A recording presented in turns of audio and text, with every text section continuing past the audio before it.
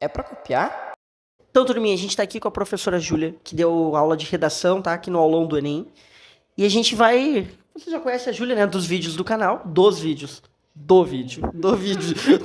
De um vídeo do canal, né? E a gente vai estar falando mais sobre dicas, não só de redação, mas de linguagem. E aí, Júlia, antes de ir pras dicas, tá? Antes de ir pras dicas, dá um oi pro pessoal, tá? Desejo uma boa prova.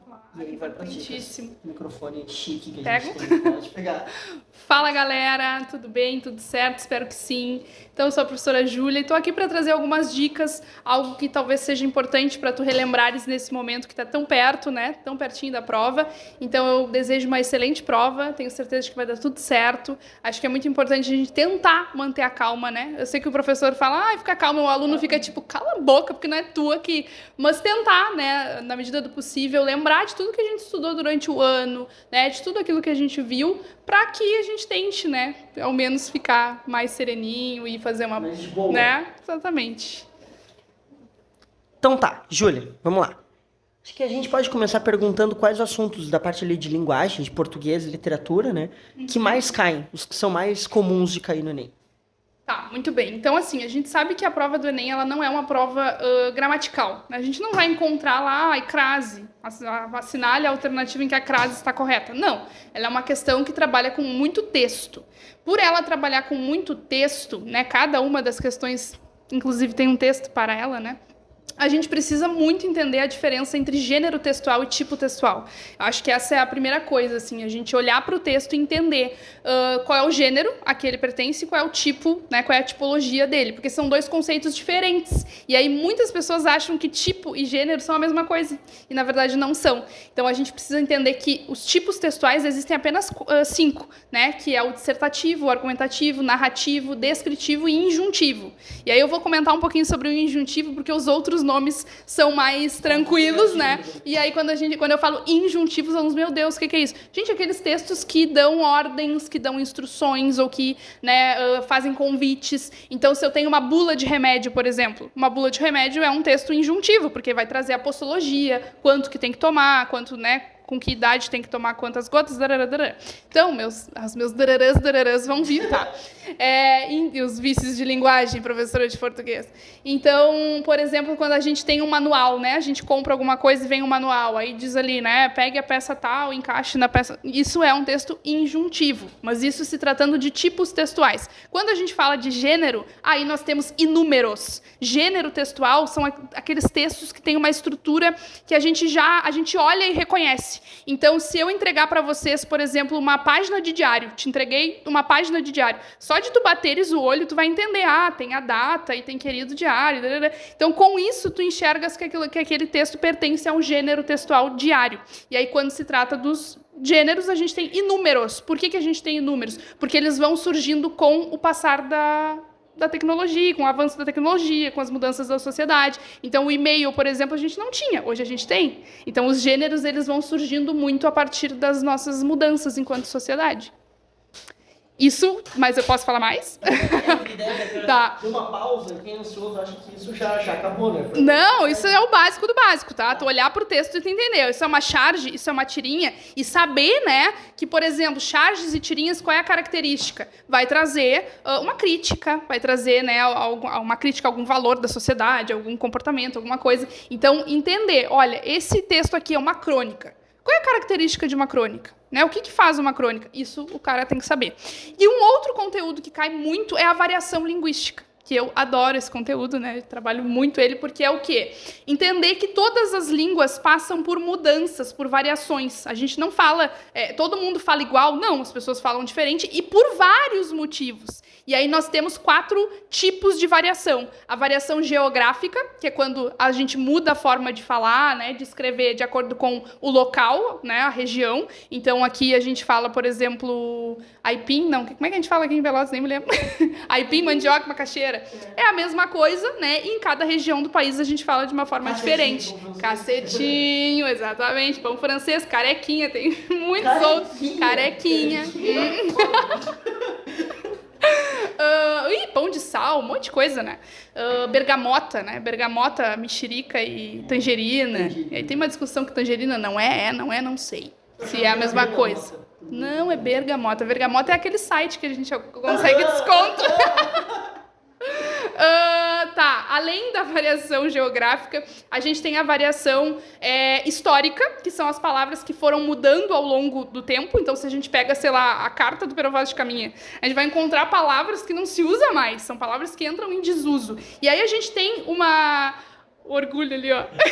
Ai, desculpa, eu tive que cortar. E aí a gente tem um exemplo muito claro disso, que é o voz. Quem é que usa o voz hoje?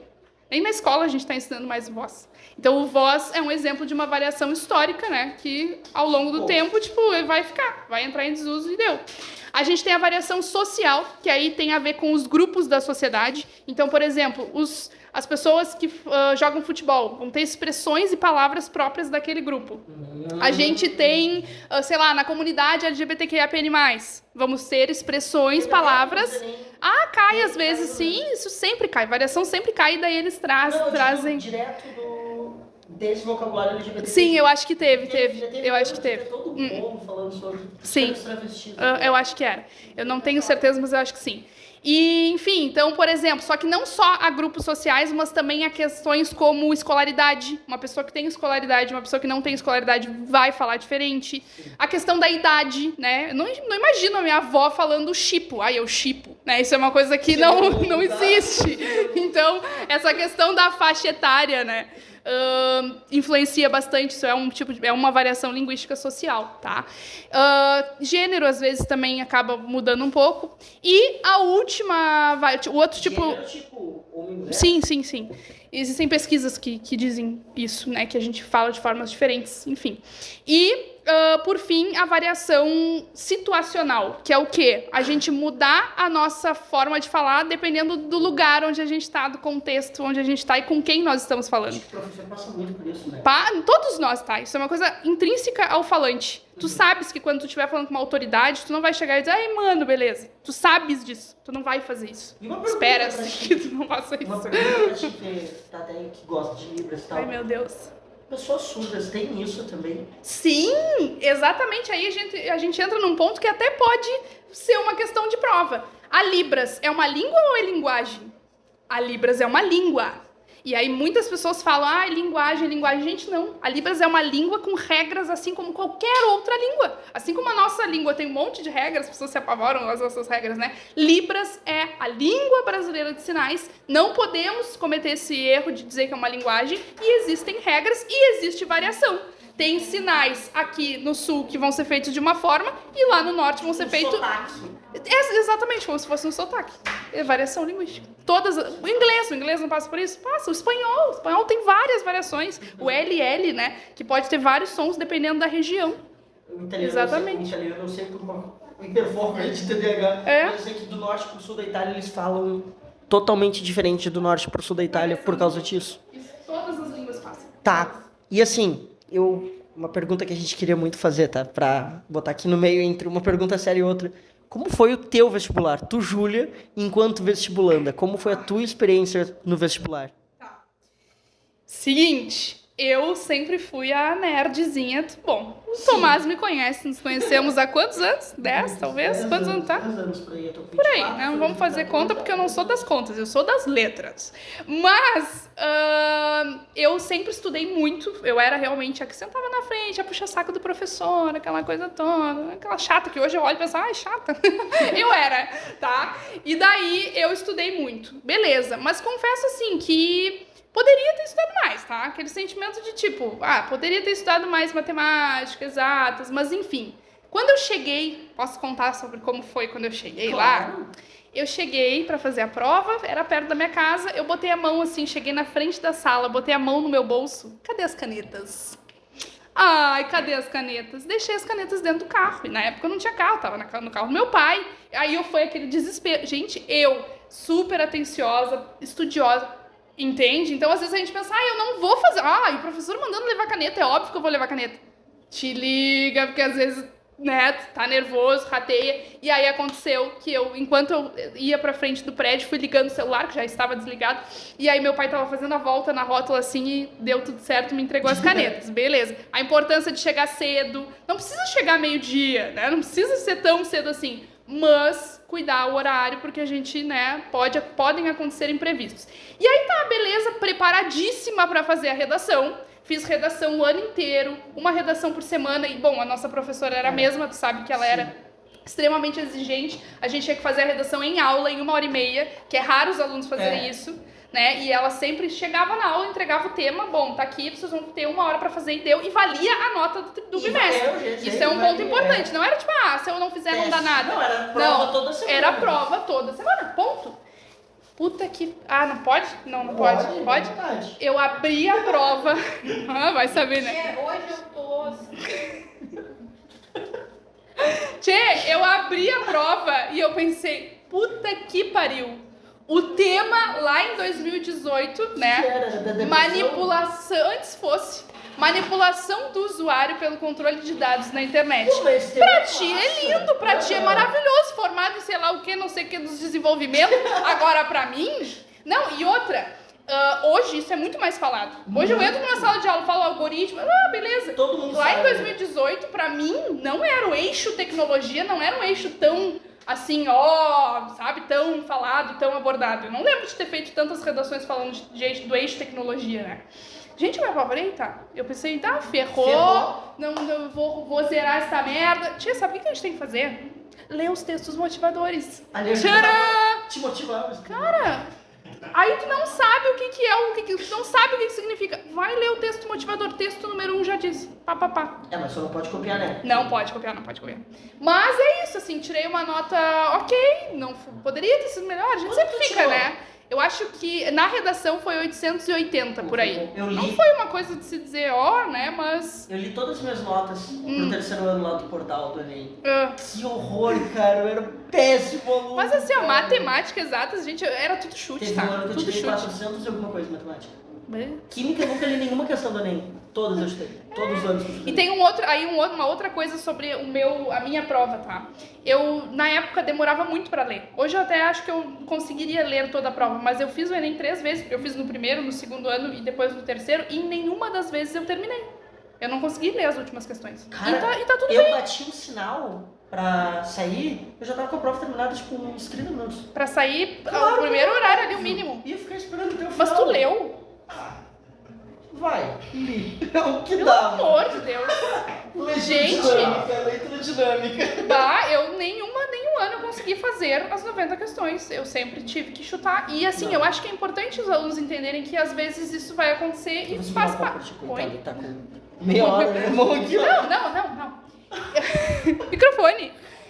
E eu acho que faz parte, né? Claro, é por isso que é importante durante o ano a gente fazer simulados, né? A gente testar a questão do tempo. Tem alunos que fazem redações maravilhosas, mas aí quando estão sob pressão, tipo, tem que fazer em 1h30. A coisa já não sai da mesma forma. Cérebro, assim como tem aluno que tá acostumado, eu imagino, tá? Não sei, não sou professor de redação, mas acostumado a pesquisar o tema pra aprender sobre o tema, para debater. Eu tenho ressalvas quanto a isso. Porque eu fico imaginando, cara, aí tu te acostuma a não tirar da tua cabeça e no dia tu vai fazer o quê? O que eu digo pros alunos assim, no começo do ano, né, tu fazer isso é até bom, porque é o momento em que tu vai estar adquirindo esse conhecimento, né, que é o momento de tu estudar sobre os diversos eixos temáticos, os diversos temas. Agora, de agosto, por exemplo, pra frente, deu pesquisa, acabou pesquisa, não cabe mais. Já era pra ter criado teu repertório, já era pra ter, né, eu acho não que cabe mais isso pra muito fazer forte pra mim. E eu acho que isso é um pouco por causa da Vanessa. A Vanessa pegava muito pesado com isso. A Vanessa não deixava pesquisar não nada. Não deixava né? nada, não. Tu não podia mexer no Era 1h30 pra fazer a redação. E deu e não podia pesquisar. Então, realmente, acho que isso foi lá pro bom. final, eu deixava tu usar um dicionário de sinônimos. De sinônimos, isso é verdade. Eu comprei um muito ruim, mas não usava, porque era muito ruim. Eu tinha um, mas era bom. Eu comprei exatamente o que ela mandou comprar. Não, aí era ruim. E me ajudou. Me ajudou. As aulas da Vanessa e as aulas de redação... Eu nunca gostei de escrever redação porque eu me sinto muito limitado em 30 linhas. Eu gosto de falar. É verdade. E aí... Agora tu pode segurar. Agora eu posso segurar. E aí as aulas de redação da Vanessa e as aulas de redação no geral, a redação no geral, eu achava que ela era muito só pro Enem, até entrar na faculdade. Agora eu já tô na minha segunda faculdade e se eu escrevo minimamente bem um trabalho acadêmico, é graças a Vanessa. Sim. É graças a ter aprendido a escrever lá atrás. Como eu queria que os alunos entendessem isso. Quando Cara, eu chego na minha primeira aula e eu falo, a redação é pra isso, é muito mais do que pra fazer uma prova. Muito mais. Eu sei que quando os alunos nos procuram, é o que eles querem. Eles querem, é meio que assim, eu quero passar e depois a gente vê. Mas, pô, a gente passa o ano inteiro juntos, sabe? A gente passa desde março até novembro estudando pra que aquilo ali não seja só pra uma prova. Exato. Pra que seja pra prova, mas que seja muito mais. Pô. Quando tu entra na faculdade... Olha, Breno. Quando tu entra na faculdade, quando tu vai pra uma entrevista de emprego, várias coisas, sabe? Várias coisas que a... Desculpa, pessoal. Eu tô aqui tentando... Mas quando for assim, fala. A gente tá aqui, ó. O pessoal sabe como é. Enfim, acho que é isso a respeito de entender que a redação é muito mais do que para fazer a prova. É para ampliar o teu vocabulário, é para tu, né, principalmente a questão do pensamento crítico, para tu olhar para os problemas sociais e pensar, tá, mas o que eu tenho a ver? O que eu penso sobre isso? Qual é a minha opinião? Sabe?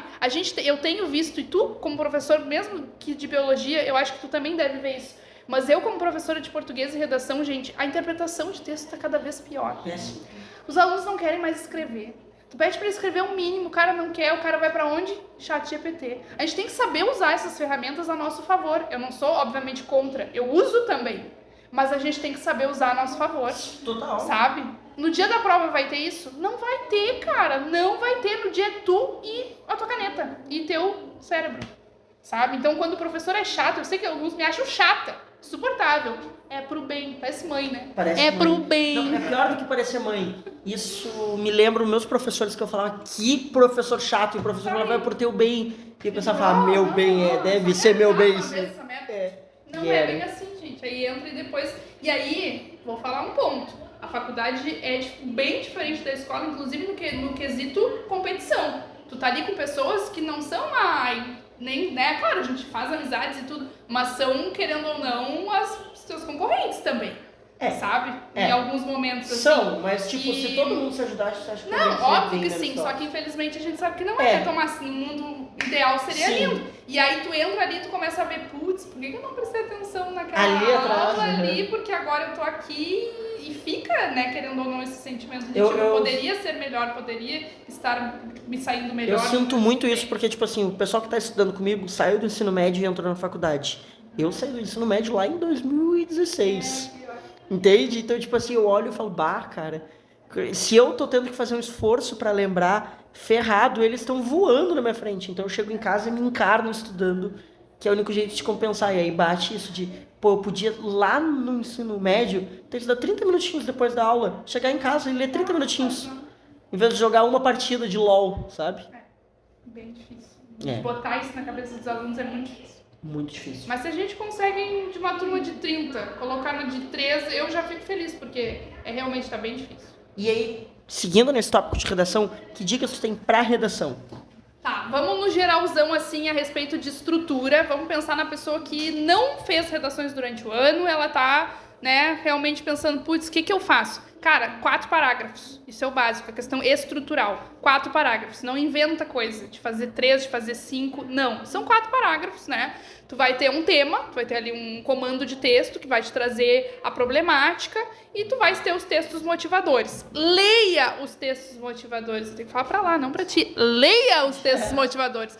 Eu tenho um treco quando os alunos dizem, mas eu não leio. Pô, cara, tu tá dando um tiro no teu pé. Entende? Porque são os textos que vão te dizer, vão te direcionar. Ele quer que tu fale mais sobre isso, mais sobre aquilo, né? Mas, obviamente, lê principalmente o comando de texto, né? Porque vem ali, por exemplo, ano passado, né? Desafios para o enfrentamento da invisibilidade do trabalho de cuidado realizado pela mulher no Brasil. Ano passado eles se passaram, tá? Eu espero verdadeiramente que esse ano eles deem uma diminuída, porque foi muito grande, então... Se passar foi no democratização do acesso ao cinema. No quê? Do acesso ao cinema. Aquele foi muito bom. Eu amei. Mas, tipo assim, totalmente fora do que o pessoal achava que ia ser. Sim, e aí várias pessoas... Aí eu posso até puxar esse gancho, porque várias pessoas dizendo assim, quanta coisa melhor pra botar, vão lá e botam cinema. Ai, que bobagem. Pô, mas cinema é tão legal, gente, isso me dói o coração, me parte o coração, porque eu acho que essa pessoa deve viver numa bolha, né? Na bolha dela, todo mundo tem acesso ao cinema, é tudo muito lindo, maravilhoso, e quem não tem... Tem alguém que não tem? Tem alguém que nunca foi no cinema? Ou uma outra hipótese que eu tenho é de que essa pessoa não valoriza a cultura. Ela não entende a importância da cultura na vida de uma pessoa. É totalmente sabe? Totalmente totalmente empírico, né? Mas, assim, eu acho total que isso é uma coisa muito tradicional do brasileiro. A gente não valoriza a cultura e a gente não sabe o que é cultura. Sim. A gente tem muito a síndrome do vira-lata, de achar que o que é cultura é de fora, é o de fora do país. Porque aí, tipo, tu fala de funk, tu fala de rap brasileiro e o pessoal não trata isso como cultura. Não, cultura é ouvir Beethoven. Não, cara, é cultura nossa também. E o pessoal não entende o que é cultura aqui no Brasil. Sim. Não à toa o professor de artes e de literatura é escanteado, né? Com certeza. Perfeito, é verdade. Criticam muito, né, o nosso cinema, o cinema brasileiro. Gente, é maravilhoso. Os meus filmes preferidos são filmes brasileiros. Pelo amor de Deus, eu acho incrível, incrível, incrível, porque retrata a realidade. Entende? Exatamente. E ainda mais eu, que eu não sou da ficção, tá? Sou uma professora de português, eu já dei aula de literatura, não dou mais, não gosto. Mas os alunos, ai, como assim tu não gosta de Harry Potter? Não gosto. Eu gosto de Carandiru. Eu gosto de Cidade de Deus, entendeu? Porque eu gosto de ver a coisa real. Eu não sou da ficção. Eu sei que algumas pessoas gostam da ficção porque elas justamente querem sair da realidade. Eu não. Eu quero ficar. Eu quero ver coisas que são reais, ou que já aconteceram, ou que possam acontecer. Mas aí, claro, isso é gosto, né? Só tô fazendo um comentário aqui. E aí, a gente pode fazer um gancho, que é o seguinte. A tua redação tem que ter repertório sociocultural. O que é o repertório sociocultural? Ele é um elemento avaliado na redação, então não é uma opção. A gente tem que colocar o repertório sociocultural, ele é avaliado pela competência número 2. E nós precisamos usar elementos de fora do nosso texto, né, para fundamentar os nossos argumentos. Então, eu preciso usar um filme, uma série, uma citação filosófica, um conteúdo de biologia que se encaixe nos meus argumentos. Eu usava anime pra caramba. Perfeito. Né? Desde que tenha a ver com o tema, primeiro ponto, né? Ter a ver com o tema, está sendo pertinente ali no que eu estou falando e seja produtivo. Ele tem que estar mais... O que significa, né? Ele tem que estar mais me ajudando do que me atrapalhando. Aí tu pode pensar, mas como é que atrapalha? Atrapalha quando o cara tem 8 linhas para escrever e ele faz 6 falando do anime. E 2 de argumentação. Aí não. A gente precisa saber resumir, filtrar as informações que realmente importam. Eu peguei uma vez uma redação que trazia 3 animes, tá? Um na introdução, um no D1 e um no D2. Caraca. Gente, era uma resenha, tá? Era uma resenha crítica. Caraca, não argumentava nada, só falava porque no anime tal, porque no anime tal. Eu disse, moço, não, né? Então, nesse caso, o repertório tá mais te atrapalhando, mas a ideia dele é te ajudar, né? E fazer com que tu diga, olha, não sou só eu que penso assim, mas o fulaninho lá naquele filme também pensou. Ah, mas não sou só eu que penso assim, aquele filósofo lá também pensou. Ó, tá pensando que é o filósofo, né? Então, assim, e aí eu bato muito num ponto que é, cara, não existe essa coisa de pensar assim, a hierarquia, tá? O cara que colocou uma citação filosófica vai tirar uma nota maior do que o cara que citou racionais. Então até entra essa questão do que é cultura, do que não é, do que é intelectual, do que não é, sabe? Não, isso não é avaliado. Se eu quiser citar Bob Esponja e ter a ver com o meu assunto e estar sendo produtivo no meu texto, dá-lhe pau. É melhor tu citar uma coisa que tu sabe falar sobre do que tu ficar decorando repertórios que se eu te perguntar, tá, mas me explica isso aqui, tu não sabe. Eu sou muito... Eu decorei um médio e eu só fui aprender ele depois da faculdade. Eu falei, eu vou comprar um livro e vou ler pra saber do que fala. Isso é faz o contrário, né? Isso é uma das coisas que mais me deixa incomodada. O cara que só decora e aí o professor não é bobo, o professor lê e diz, cara, o que tem a ver? A Vanessa lê minhas redações todas com a mesma frase. Todas, não importa o tempo. Não importa o tempo. Era sempre que Immanuel Kant, antropologia em termos pragmáticos, o homem não é nada além daquilo que a educação fez dele. Sempre. Tá, mas Immanuel sempre. Eu usei. Essa também? Não. Seria muito legal. Sobre a maioridade, que as pessoas só são maiores quando elas pensam por si só. É que como eu tinha muita dificuldade, né? Porque, sei lá, talvez porque eu fosse novo também. E vivia na minha bolha, como tu disse. Né? Eu sempre, quando chegava, tem que resolver esse problema. Sempre tacava no governo e resolvia através da educação. Era uma saída. Aí eu falava, cara, para fundamentar isso eu posso falar. Essa frase do Kant encaixa para resolver com a educação. Aí é que entra o ponto. Se o teu argumento é a falta de educação, tudo bem. Agora, pensa assim, teu argumento não tem nada a ver com a educação. Como é que tu vai botar ali? Como é que tu vai botar? Esse é o ponto. Sim. Aí os caras socam, com todo perdão ali, né, respeito da palavra, mas os caras socam um repertório que tá socado mesmo. Porque tu lê e diz assim, tá, mas o que tem a ver com o teu argumento, meu filhinho? Nada. Nada. Nada, nada, nada. Então vale mais tu citar um Racionais, trazendo uma crítica social àquilo que tu estás criticando, do que citar um Kant sem saber nem quem é Kant. Perfeito, perfeito. Então, acho que era isso, né, galerinha? Ah, mas eu não... Tu não quer mais? Não, eu preciso falar da proposta de intervenção. Então dá-lhe pau. Deus o livre. Não dá, não dá. Não, é porque assim, nós falamos de estrutura rapidamente, falamos de repertório, argumentação, mas eu não posso, de verdade, terminar sem falar da proposta de intervenção. Por quê? Porque a proposta de intervenção ela é única e exclusivamente do Enem. Então, se eu não falasse dela... Não, tá gravando. Ah, tá. Esperamos que sim. Se eu não falar da proposta, né, pô, não tem como. Então, assim, pensar o seguinte, tu vai estar falando de um problema social, tu vai estar trazendo argumentos, então tu vai falar por que isso acontece ou quais são as consequências, e aí tu precisas, no final do texto, resolver. Simplesmente, o governo, né, o INEP diz assim, tá, tu tens que resolver isso daqui.